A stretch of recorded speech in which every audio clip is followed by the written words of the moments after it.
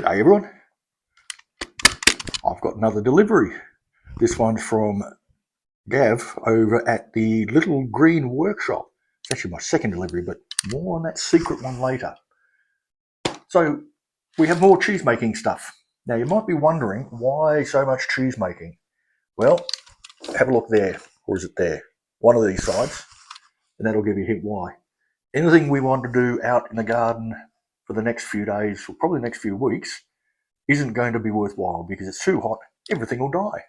So rather than sit around and do nothing, we're doing stuff inside. So what do we get from Gav?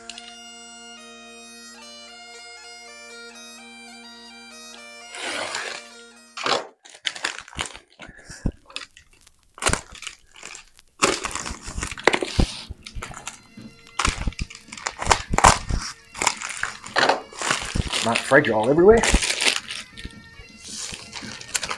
Very well wrapped. There we go, quite a heavy box. It wasn't going to come open, but I'm hoping it hasn't had too much heat because some of the stuff in here is actually temperature sensitive. Come on. Trying to neatly open it. And would you look at that? Beautifully packed. With a nice little card. Actually, a personal message. It reads, "Dear Ian, may these supplies serve you well in your cheese-making endeavours. Look forward to watching what you make with these. Gav and Kim. Could you please leave a Google review?" And I will, because Gav's been great. Great little channel to watch how to make cheese making, and it looks like a really nice guy. Love to meet him one day.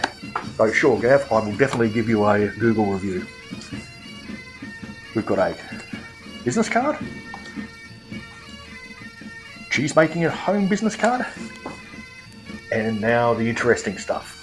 So, what did I buy from Gav? This is why I opened it pretty much straight away.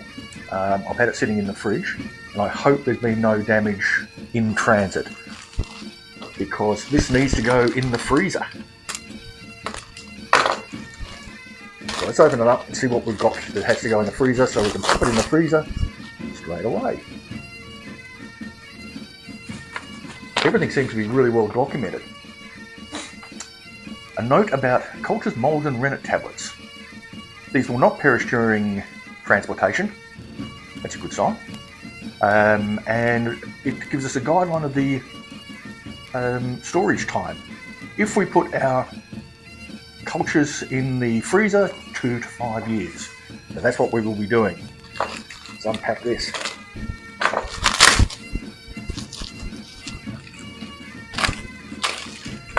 But even with all the hot weather, I've really been enjoying this cheese making. I'll enjoy it even more when we can get to taste some of it. I think our ricotta will be first. Oh, look at these lovely packets. They come in these really nice vacuum packs. And we've got some MO36 mesophilic soft curd cheese culture. I also got some other mesophilic hard cheese cultures. That's the MO30. Now, Gav did a really good video on what the different cultures do and what you use them for, so I'll put a link to that up there, and you can have a bit of a listen to that. Also lots of information on the back I didn't notice of what each of these cultures can do. This is something I'm going to try, but I believe is very tricky, and that is to make my favourite type of cheese, blue cheese. I love a stinky cheese. It's good stuff. So this one is the Penicillin Rock 40 Strong Blue Mould, suitable for 250 litres of milk. So we shall pop that in the freezer. I also got some lipase culture, which is to replace something that's missing if you're not using raw milk. And I won't use raw milk because I'm a strong believer that we have pasteurised milk for very good reason, and that is raw milk can be full of really nasty diseases like TB, and I'd rather be careful, and heating it, which is a pasteurisation process, isn't a big issue. So That's an enzyme we'll use, and it's in a couple of Gav's recipes.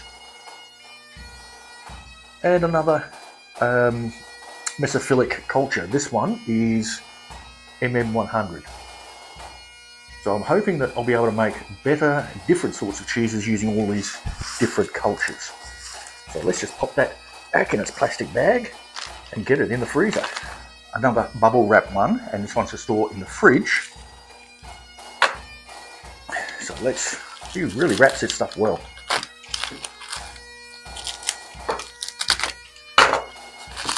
This one was important because I want to start using good rennet for the cheese making, and I'm not sure the tablets, they don't dissolve very well, and I'm not sure they're that great.